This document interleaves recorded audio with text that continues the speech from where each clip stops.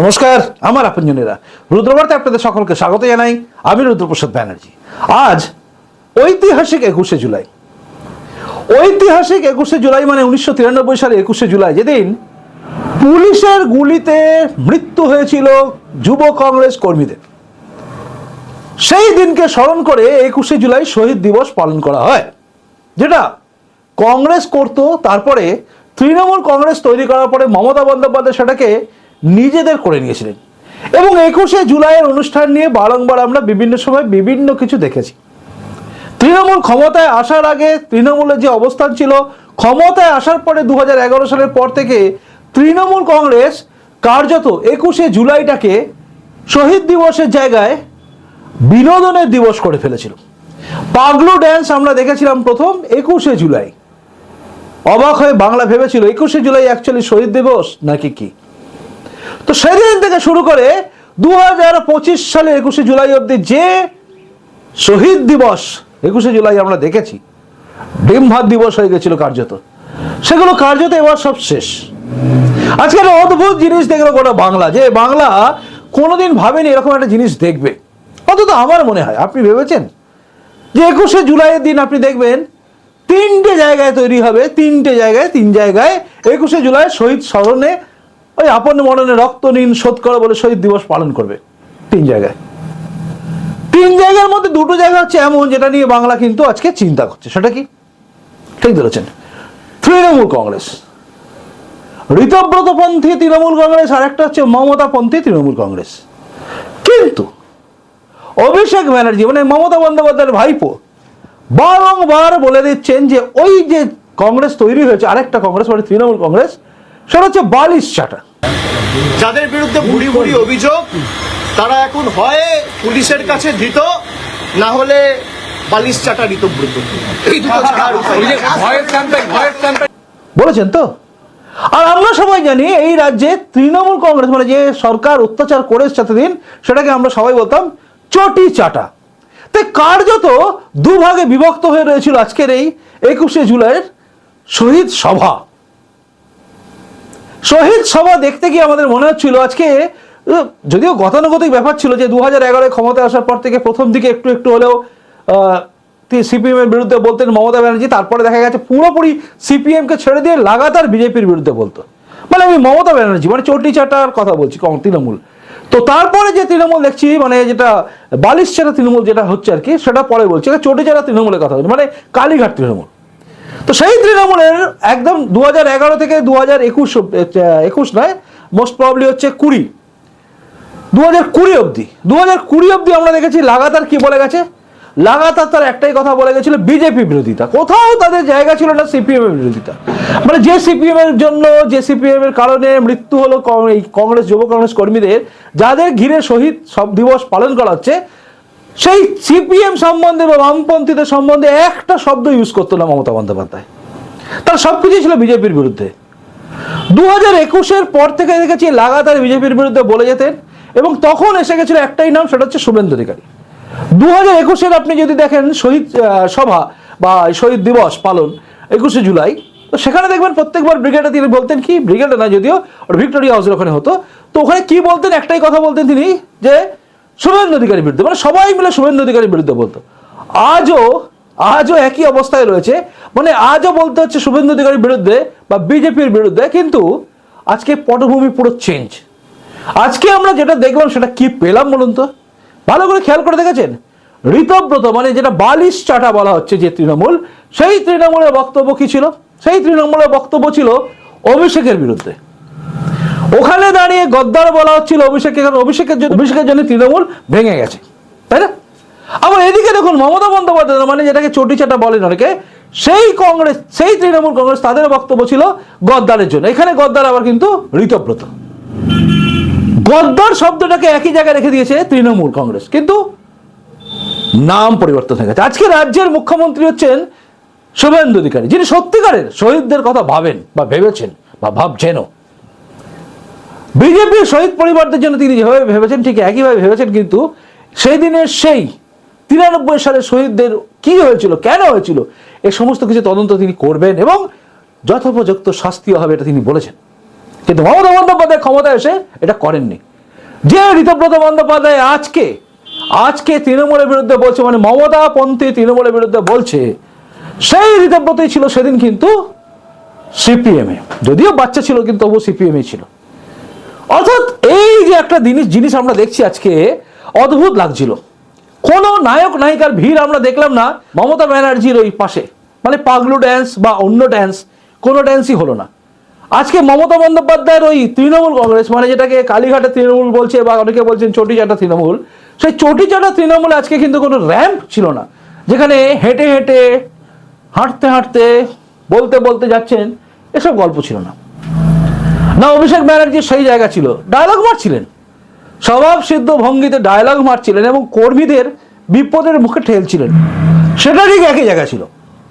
মানে কর্মীদের বিপদে ফেলার দিকে কিন্তু সিদ্ধহস্ত ভাইপো এবং পিসি দুজনেই। যেভাবে উস্কানি দিচ্ছিল আজকে আমরা দেখছিলাম, প্রত্যেকের বক্তব্য শুনছিলাম, যেভাবে উস্কানিমূলক কথাবার্তা চলছিল, মমতা ব্যানার্জি উস্কানিমূলক কথাবার্তা বলছিলেন, বোঝা যাচ্ছিল যে মমতা বন্দ্যোপাধ্যায় আবারও চাইছেন একটা ঝামেলা হোক, যার মধ্যে দিয়ে মমতা বন্দ্যোপাধ্যায় উঠে আসবে না বড় ভাবছেন, কিন্তু সেটা হবে না। কারণ এটা তৃণমূল কংগ্রেসের রাজত্ব আর নয়, এটা বিজেপির রাজত্ব। আর যে রাজত্বে শুভেন্দু অধিকারী প্রত্যেকটা মমতা বন্দ্যোপাধ্যায়ের চালকে বোঝেন এবং তিনি জানেন মমতা বন্দ্যোপাধ্যায় কি করবেন। দেখছিলাম আজকে মমতা বন্দ্যোপাধ্যায় বলছেন যে আমার প্ল্যান ABCD সব রেডি থাকে। তিনি ABCD থেকে জেড পর্যন্ত প্ল্যান রেডি রাখলেও শুভেন্দু অধিকারী কিন্তু জেড পর্যন্ত কাটার জায়গায় থাকেন, মানে তিনি সবটাই জানেন। তাই শুভেন্দু অধিকারী যখন মুখ্যমন্ত্রী রাজ্যের, তখন আমাদের চিন্তা নেই যে মমতা বন্দ্যোপাধ্যায় কি কি প্ল্যান করবেন। তবে এই যে দুটো, একদিকে বালিশচাটা একদিকে চটিচাটা, দুজনেরই কিন্তু ছিল শহীদদের নিয়ে কিছু নয়, একজনের বিজেপি এবং এই ঋতব্রতদের নিয়ে, আরেকজনের শুধু বিজেপি এবং তার সঙ্গে সঙ্গে মমতাপন্থীদের নিয়ে। ভিড় কোনটায় হয়েছে কোনটায় হয়নি এটা আমরা দেখলাম, ভিড় দেখলাম বেশি মমতা বন্দ্যোপাধ্যায় যে তৃণমূল কংগ্রেস, মানে কালীঘাটে তৃণমূল কংগ্রেস বা চটিচাটা তৃণমূল কংগ্রেসে ভিড় ছিল বেশি। বালিশচাটায় ভিড় কম ছিল কিন্তু নেতা ছিল বেশি, MLA থেকে শুরু করে সব বেশি ছিল। তাই এই যে ভিড়টা আপনি দেখছেন চটিচাটা, এই ভিড়টা কনভার্ট হতে বেশিক্ষণ সময় লাগবে না, আর এরা দানা পাকাতে পারবে না। মমতা বন্দ্যোপাধ্যায় যতই ডায়ালগ মারুক, অভিষেক ব্যানার্জি মানে ভাইপো, বেড়ে পাকা ভাইপো যাকে বলি আমি, সেই ভাইপোর মুরদে নেই রাস্তায় নেমে আন্দোলন করার। কারণ ওই যে প্যারাশুটে করে নামানো, এদিকে যারা রয়েছে মানে চটিচাটার জায়গায় বালিশচাটা যারা আছে, তারা কিন্তু সব আন্দোলন করে উঠছে, তারা আন্দোলন করতে পারবে ধীরে ধীরে। অর্থাৎ এই যে টুকরো হয়ে গেছে না, আজকে 21শে জুলাই পরিষ্কার করে বুঝিয়ে দিল যে তৃণমূল কংগ্রেস আর এই বাংলার বুকে দানা, মানে এই দানা থেকে গাছ গজাবে, ঘাস গজাবে, ফুল হবে, আর হবে না। কোনটা সর্বভারতীয় দল কোনটা সর্বভারতীয় নয় বুঝতে পারছিলাম না। অল ইন্ডিয়া তৃণমূল কংগ্রেস, কোনটা আসল, কোনটা বালিশচাটা আসল নাকি চটিচাটা আসল, এটা নিয়ে এখন দ্বিধাদ্বন্দ্ব রয়েছে। মমতা বন্দ্যোপাধ্যায়ের চিন্তা হচ্ছে তার প্রতীকটা তিনি রাখবেন নাকি তার গেল। শহীদ দিবসে শহীদদের কথা সবাই ভুলে গেছে, 3 জায়গায় শহীদ দিবসের পালন করা হলো, মানে শহীদ দিবস হলো, কিন্তু কোথাও সেদিনে সেই বামপন্থীদের অত্যাচারের কথা কেউ বললো না, বামপন্থীদের লেলিয়ে দেওয়া পুলিশ নিয়ে কিছু বললো না। আজকে মমতা বন্দ্যোপাধ্যায় সিআইডিদের হয়ে মানে বিরুদ্ধে বলছিলেন যে সিআইডি এত সক্রিয় আমার বেলা ছিল না, নিজেই চাননি, নিজেই সিআইডিদের কাজ করতে দেননি। তিনি আজকে পুলিশকে নিয়ে প্রশ্ন তুলছেন যে এই সরকারের পুলিশগুলোকে কিভাবে ব্যবহার করছে। আসলে পুলিশ তাদের শক্তি বা ক্ষমতা এই প্রথমবার দেখাতে পারছে। বাম রাজত্বে পুলিশদের আটকে রাখা হয়েছিল, তাদেরকে ঘিরে রাখা হতো, LCS যা বলবে তাই শুনবে। আর তৃণমূলের রাজত্বে মানে মমতা বন্দ্যোপাধ্যায় মানে চটিচাটা রাজত্বে তখন পুলিশ মহল ছিল পুরোপুরি তৃণমূলের ওই সমস্ত উচ্চগণে মার্কা নেতা, তাদের কন্ট্রোলে চলে গেছিল। আজ কিন্তু কোনো কন্ট্রোল নেই, আজ পুলিশ তাদের নিজস্ব পাওয়ার, নিজস্ব সবকিছু ব্যবহার করতে পারছে। তাই মমতা বন্দ্যোপাধ্যায় চিন্তায় পড়ে গেছে যে এই পুলিশকে তো আমি দেখিনি। আসলে পুলিশ ঠিকই ছিল, কিন্তু তাদেরকে ব্যবহার করা হয়নি, তাদেরকে ব্যবহার করে দেওয়া হয়েছে ভুল জায়গায়, তারা তাদের বুদ্ধিমত্তাকে ব্যবহার করতে পারেনি। দময়ন্তী সেন যখন প্রমাণ করে দিয়েছিল যে পার্ক স্ট্রিটে গণধর্ষণ হয়েছে, তখন মমতা বন্দ্যোপাধ্যায় তাকে সরিয়ে দিয়েছিল। মানে আমি যেটা বলছি সেটা ঠিক, অন্য কেউ বললে সেটা ভুল, এই কথা বলা মমতা বন্দ্যোপাধ্যায় ভুল ভাল আজকে বকেছেন। বলুন কোথায় কোথায় তিনি আজকে ডিএ প্রসঙ্গে বলতে গিয়ে বলে ফেললেন আজকে সেপ্টেম্বর মাস হয়ে গেল, কই 6 মাস হয়ে গেল, এপ্রিল থেকে, এপ্রিল, মে, জুন, জুলাই, আগস্ট, সেপ্টেম্বর, ভুলে গেলেন 21শে জুলাই মঞ্চে দাঁড়িয়ে তিনি গল্প করছেন, সেপ্টেম্বরে গল্প শুনিয়ে দিলেন। এই হচ্ছেন মমতা ব্যানার্জি। ভুল ভালো বলে দিয়ে চলে যান, পাবলিক ভাবে হেভি বললো, মানে কিছু পাবলিক ওই যারা ওই ওই লাইনে আছে আর কি, ওরা ভাবলো, বাকি সবাই বুঝে ভুলভাল বকছে। কিন্তু আজ আর বাংলার বুকে মানুষকে ভুল বোঝানোর জায়গায় মমতা বন্দ্যোপাধ্যায় নেই। বাংলার মানুষ মোটামুটি বুঝে গেছেন যে মমতা বন্দ্যোপাধ্যায় বলুন বা ঋতব্রত বন্দ্যোপাধ্যায় মানে চটি চাটা বা বালিশ চাটা, দুদিকেই যারা আছে তারা প্রত্যেকেই কিন্তু অত্যাচারী ছিল, তারা প্রত্যেকেই কিন্তু মানুষের ক্ষতি করে এসছে। তাই সাধারণ মানুষ এদেরকে কাউকেই আর গ্রহণ করছে না। আর শুভেন্দু অধিকারী মানে এই রাজ্যের একদম মুখ্যমন্ত্রী হয়ে তিনি যিনি বসে আছেন, অর্থাৎ আমাদের সকলের প্রিয় দাদা শুভেন্দু অধিকারী, তিনি কিন্তু এই ঘটনাগুলো দেখছেন আর মনে মনে বোধহয় হাসছেন যে তোমাদের আসল জায়গাটা হচ্ছে এটাই, একে অন্যের বিরুদ্ধে লড়তে থাকো। যে সিপিএম যে বামপন্থীর অত্যাচার করেছিল তাদের বিরুদ্ধে কেউই মুখ খুলছেন না। কংগ্রেস তো করছেই না, তৃণমূলের চটিচাটা দল তারাও করছে না, বালিশচাটা দল তারাও করছে না। অদ্ভুত এক পরিস্থিতি। তাই এই পরিস্থিতির মধ্যে থেকে একটা কথা পরিষ্কার, সেটা হচ্ছে এই যে দুই দলে ভাগ হয়ে যাওয়া তৃণমূল কংগ্রেস, এরা ভবিষ্যতে কোনোদিন আর দানা বাঁধতে পারবে না। যাদের ভিড় আজকে দেখা গেছে, যেভাবে ঔদ্ধত্যপূর্ণ আচরণ করছিলেন এই মমতা ব্যানার্জি এবং অভিষেক ব্যানার্জি, মনে রাখবেন যদি একবার, আবারও বলছি, জোর গলায় বলছি, যদি একবার এই রাজ্যের যিনি বিজেপির সভাপতি শ্রমিক ভট্টাচার্য মহাশয়, তিনি যদি একবার বলেন যে আমাদের কর্মীদের যা বলেছিলাম যে কিচ্ছু করা যাবে না সেটা বন্ধ হলো, একবার যদি বলেন যে আপনাদের ওপর যে আদেশ ছিল ওই আদেশটা তোলা হলো, তারপরের দিন মমতা বন্দ্যোপাধ্যায় যেভাবে বলছেন রাস্তায় নামতে হবে, আন্দোলন করতে হবে, সব আন্দোলন শেষ হয়ে যাবে। যেভাবে বিজেপির কর্মীদের মেরে ফেলা হয়েছিল, যেভাবে বিজেপির কর্মীদের উপর আক্রমণ নামানো হয়েছিল একের পর এক, 21-এর পরে নির্বাচনের পরে, তারপর 23-এর যে সমস্ত পঞ্চায়েত নির্বাচনের পরে যা অত্যাচার করেছিল তৃণমূল কংগ্রেস, সেই অত্যাচারিত হওয়া বিজেপি কর্মীদের যে ক্ষোভ আছে, সেই ক্ষোভে না কর্পূরের মতো উবে যাবে তৃণমূল কংগ্রেস, কর্পূরের মতো। কিন্তু বিজেপি একটা সর্বভারতীয় রাজনৈতিক দল, তারা রাজনীতির ময়দানে আছে বলে এখনো কিছু বলছে না, কিন্তু ধৈর্যের একটা কিন্তু সীমা আছে। সে সীমা লঙ্ঘন করলে কি হতে পারে সেটা সময় বলবে।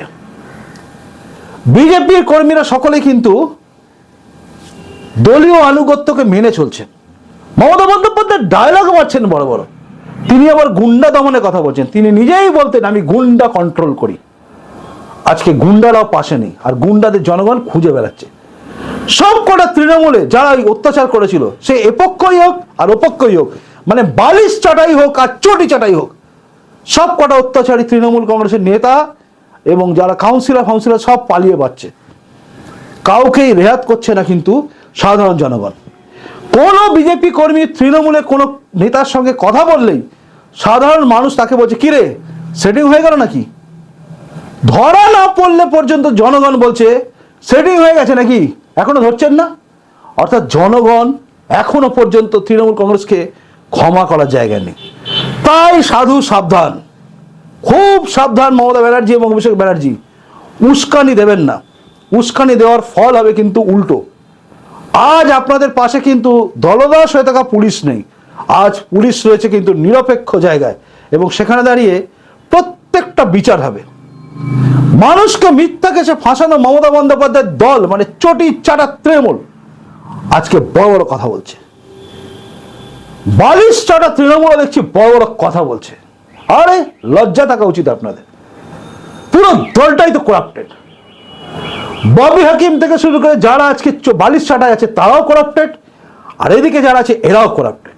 করাপশন চারিদিকে ছেয়ে আছে, বালিশ চাটাও করাপশনে আছে, চটি চাটাতেও আছে। স্টেজে দাঁড়িয়ে র্যাম্পে হাঁটা বন্ধ হয়ে গেছে সব, এবার বন্ধ হয়ে যাবে লাভ চাপানি, আর সব বন্ধ করার দরকার আছে। অনেক করেছেন আপনারা, আর নয়। বাংলার মানুষকে বোকা ভাবা বন্ধ করুন, অনেক হয়ে গেছে। ধৈর্যের পরীক্ষা নেবেন না বিজেপি কর্মীদের। সাধারণ বিজেপির কর্মীরা অনেক ধৈর্য নিয়ে চুপ করে বসে আছে, শুধুমাত্র সুশৃঙ্খল দল বলে। একটাই দল যার উপর থেকে আদেশ এলে পরে কর্মীরা চুপ করে যায়, সেই দল বলে আজকে চুপ করে আছে। তাই খোঁচা দেবেন না, ভীমরুলের চাকে ঢিল মেরে প্রমাণ করতে যাবেন না যে আপনি দৌড়তে ভালো পারেন। ভীমরুল কিন্তু তাড়া করে হুল ফুটিয়ে দেয়, সাবধান হয়ে যান। যাই হোক, এটাই ছিল এখনকার রুদ্রবার্তা। আপনার কেমন লাগলো জানাবেন, আপনি কি ভাবছেন এটা জানাবেন। বালিশ চাটা নাকি চটি চাটা, কোন দলটাকে মনে হচ্ছে ঠিক আছে, কোন দলটা আগামী দিনে এগোতে পারে, কোন দলটা এগোবে নাকি দুটো দলই শুয়ে পড়বে লড়তে লড়তে নিজেদের মধ্যে, জানাবেন। আর মধ্যখানে কংগ্রেস কি উঠে আসছে নাকি সিপিএম আবার একটু হাওয়া পাচ্ছে, সবটাই জানাবেন। আপনার প্রত্যেকের উত্তরের অপেক্ষা আমি রইলাম, আর আমার পরবর্তী প্রতিবেদন দেখার অপেক্ষায় আপনি থাকবেন। আসি, নমস্কার, বন্দে মাতরম, ভারত মাতা জয় হোক, জয় হিন্দ।